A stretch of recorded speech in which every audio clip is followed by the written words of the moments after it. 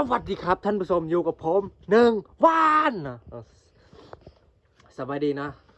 อยู่กับข่อยหนึ่งมือยินดีต้อนรับท่านผู้ชมเข้าสู่ซองแม็กโจนะทุกคนนะวันนี้เขาก็มาอยู่หน้าเส้นเก้านะทุกคนนะเขาบอกไทยปนลาด้วยอีพีนะทุกคนนะเป็นวัดนะเชิงมือนี้เขาก็หาเบียร์เฮ็ดเลยทุกคนไปมือนี้เขาสิมาต่อนกคุมนะทุกคนนะอุปกรณ์เขาก็มีตู้น้อยนึงแล้วก็ MB3 เนาะถึงห้ามไดโหลดความลับความสำคัญอยู่ในนี้แหละแฮ่บอแม่นะเสียงนกคุมเอาไว้อยู่นี่เอาไว้อยู่ในนี้แล้วนะทุกคนนะโอ้ยซึ่งอุปกรณ์เขากะนี่ทุกคนเคยเห็นวันนี้อันนี้เขาจะเอิญมาซิ่งนะทุกคนนะแต่คนไทยเขาเอิญ